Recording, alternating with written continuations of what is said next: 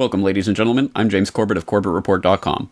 And I'm James Evan Pilato of MediaMonarchy.com, and we welcome you to another important episode of The New World Next Week. Of course, everything you need, audio, video, and all the sources cited are at NewWorldNextWeek.com.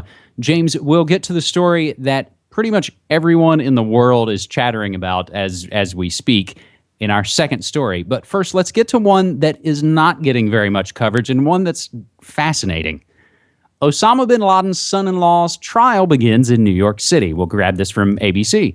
Osama bin Laden's son-in-law went on trial Wednesday, March 5th, in federal court in Manhattan, where jurors heard him portrayed as both a murderous mouthpiece for al-Qaeda and as a target of prosecution designed to play on the fears and resentments from 9/11. In opening statements, the prosecution referenced the 9/11 attack several times in his opening, even though our guy was not involved in the plot. His defense said, quote, "This is not Osama bin Laden. This is Suleiman Abu Ghaith, a Muslim, an Arab from Kuwait, a husband, a father, an imam, a talker, an ideologue." Suleiman Abu Ghaith, age 48, a one-time imam at a Kuwaiti mosque, was brought to New York from Turkey last year. He has pleaded not guilty to charges he conspired to kill Americans after the September 11th attacks. Born in Kuwait, he is married to Osama bin Laden's eldest daughter, Fatima. And James, this story goes on, and it seems as though this is connected to not one, but two of the feared shoe bomber cases. And again, his lawyer, his defense notes, at the end of the day, there's really no evidence. There's the substitution for evidence with fright and alarm. And James, the related story, I don't know if you want to comment before I get into the exclusive story from the Washington Times. Actually, I do. Let's just cover the Abu Ghaith side of this first, because, substitution of evidence for fright and alarm is pretty much the hallmark of the war on terror. But it's a fascinating story for a lot of different reasons, one of which is just the way that he was eventually captured and apprehended, which a lot of the news is kind of eliding over that and saying just that he got arrested in Turkey and then sent to Jordan and then the U.S. But in fact, as Sibel Edmonds and I covered in our Gladio B series, I believe in part 2 of that series, we talked briefly about this at the time, because Abu Ghaith had just been arrested in Ankara in Turkey at a luxury hotel downtown Ankara, just a block or two away from the government offices. And there he was. He gets arrested at that time because the U.S. government asked for that, and then immediately released because he had committed no crime in Turkey. And then they decided to deport him to Kuwait. And on the way to Kuwait, he gets stopped in Jordan, which is one of the known CIA collaborators in the rendition program, and then taken to the U.S. So it was kind of a circuitous route. And once again, it shows that the Turkish government seems to be, having these people show up at their doorstep and then letting them go. So what does that say about what this fictional war on terror is really about and who's really on what side? I guess the real question here is then, why is the U.S. trying to put him on trial now? And the only answer that I can think of is that his value as a mouthpiece for the fictional al-Qaeda boogeyman has slipped below his value as a propaganda piece for the war on terror by putting him on trial. Although it should be an interesting trial. From what I understand, KSM, Khalid Sheikh Mohammed, the mastermind of 9/11, is expected to have testimony admitted into this case. So it'll be very interesting to see how this turns out. But the charge is conspiracy to kill Americans, and even the prosecutors admit he had no operational role in the fictional 9/11 al-Qaeda narrative, etc., etc. So I have no idea what they're going to say about him. But anyway, it should be interesting to find out. James, the related to this story that we'll include is an exclusive from the Washington Times. FBI had human source in contact with Osama bin Laden since 1993. In a revelation missing from the official investigations of 9/11, the FBI placed a human source in direct contact with Osama bin Laden in 1993 and ascertained that the al-Qaeda leader was looking to finance terror attacks in the United States. This according to court testimony in a little-noticed employment dispute case. This testimony, James, was given in 2010 to an essentially empty courtroom, so thus it escaped the notice from the media or terror specialists. The Washington Times was recently alerted to the existence of the testimony while working on a broader report about al-Qaeda's origins. Now, it remains to be seen, James, whether the conclusion the Washington Times will come to about al-Qaeda's origins is that, as you have noted and so many others have, that they don't exist. We'll have to wait on that one. But this is a huge story from the Washington Times and physically huge. Make sure when you go to this source, you click the view full article because it goes over at least 5 pages to get into this story. And we'll also include a link to 911blogger.com that further gets into this story and breaks down all the other points where the U.S. and its allies had contact with bin Laden and the hijackers many, many times before 9/11. James, I would just say it seems like all of the chaos and showbiz razzmatazz of 9/11 is now just sort of playing out and being wrapped up in courtrooms as if it were any other just sort of case between international bodies that are just sort of settling some loose ends.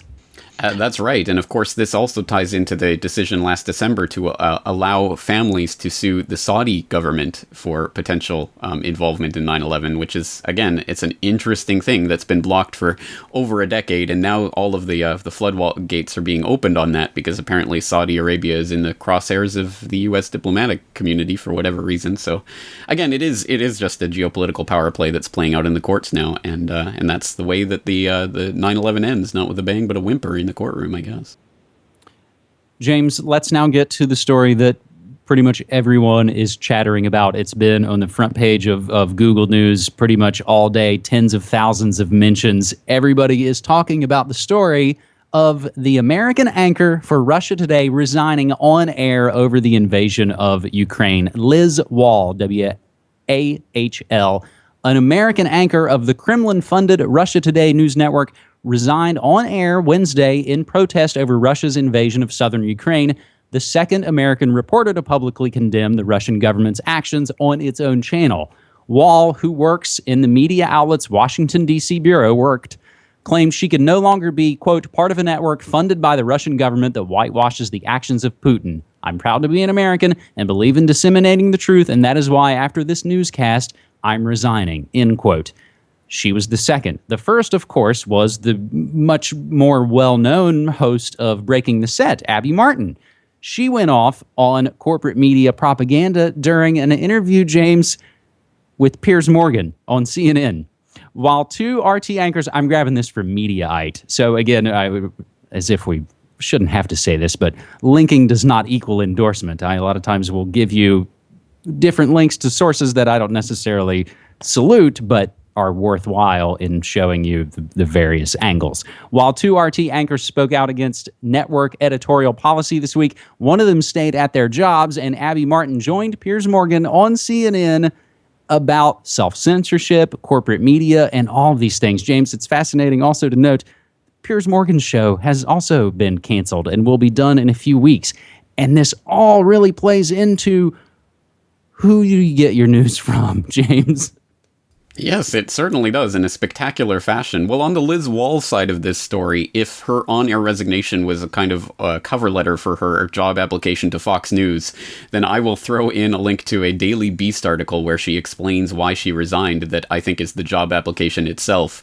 And for people who are interested in Liz Wahl and her views, I think you can find them in that article where she's basically defending American imperialism and saying, oh, it's we weren't allowed to report on these things, etc. etc. And so I would not be surprised if she ends up working at some mainstream corporate garbage outlet in the United States anyway. So I'm not really concerned about her. And I'll also throw in RT's response to Liz Wahl's resignation, which I thought was actually a very good response. It puts it in a nutshell, I think, quite well, that if there are genuine concerns about editorial policy, etc., there are professional ways to quit, and this is self-evidently an attention-seeking way to quit. So I think that's probably a good enough assessment of the Liz Wahl situation. For Abby Martin, well, I mean, there's a lot to say there, an awful lot, and in fact, I'm probably tomorrow, Friday, I'm going to be putting out a regular edition of my podcast talking about this subject and some of the subjects that it raises. I know I promised the Federal Reserve documentary, but we've been waiting 100 years for the truth about the Federal Reserve, so I'm sure we can wait a few more days. This ties into what's happening right now, the battle lines that are shaping up in the future possible World War III type scenario.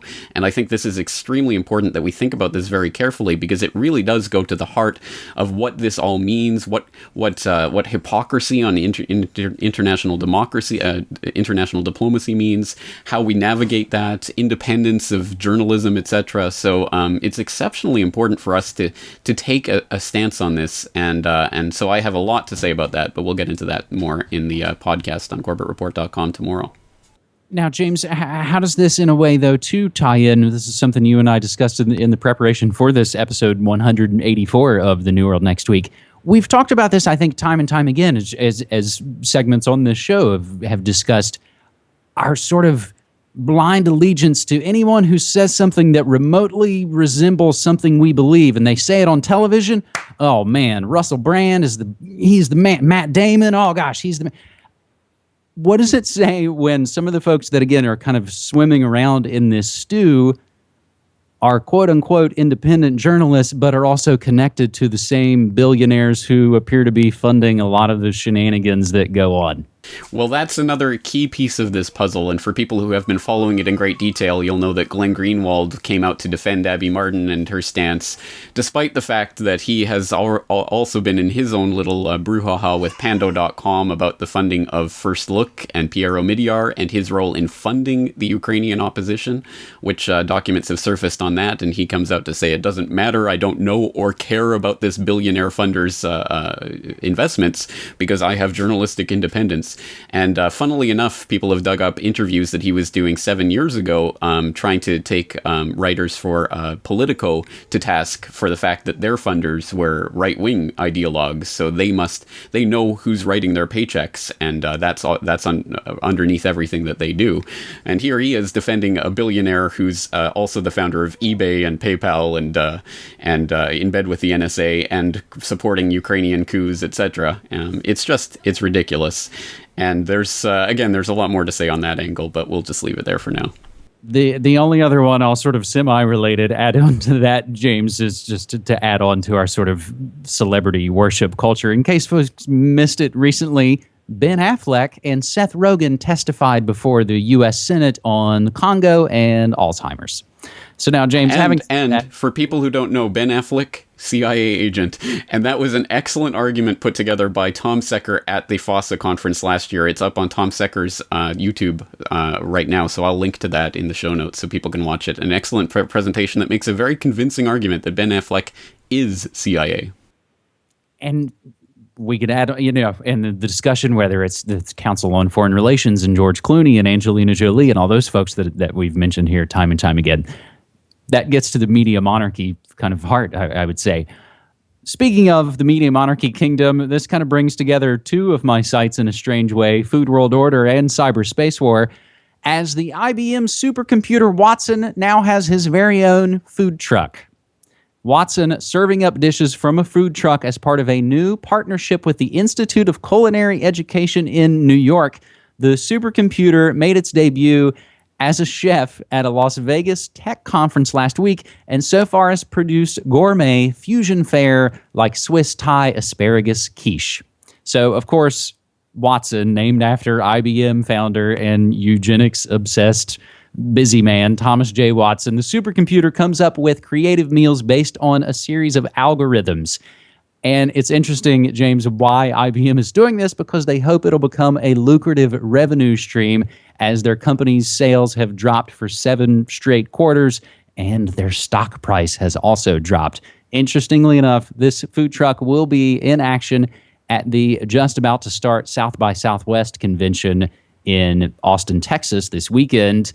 And that would be the same place who had homeless people as Wi-Fi hotspots in 2012. James, South by Southwest used to basically be an indie music culture kind of thing, but like everything selling out is the new keeping it real, and it's got to be some big, gigantic corporate whore thing.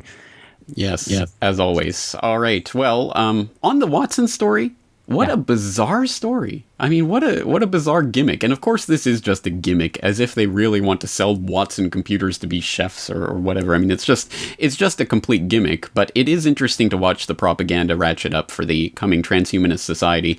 Oh, don't worry, your computer overlords, they're all soft and cuddly and they're good chefs. Again, just a bizarre angle, but I guess they have to keep it bizarre to keep people off kilter and keep them sort of interested in the whole propaganda trajectory. But am I the only one who looks at Watson on Jeopardy or whatever and is instantly reminded of Hal from 2001? I mean, it is just so creepy, the pure voice that he speaks in. It is so wonderful. I will be your new overlord, James. Please accept me. It's, I don't know. I just get creeped out when I watch that. But apparently some people are just itching to upload their consciousness to the machines. And one day it will be here. So you'll have your wish.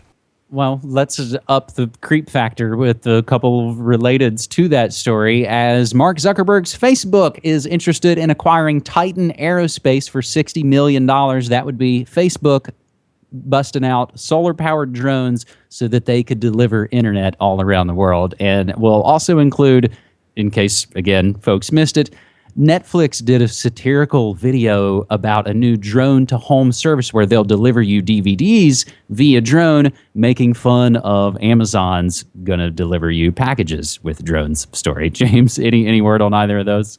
I just want to say you did up the creep factor there. You're sending shivers of creepiness down my spine, so there you go.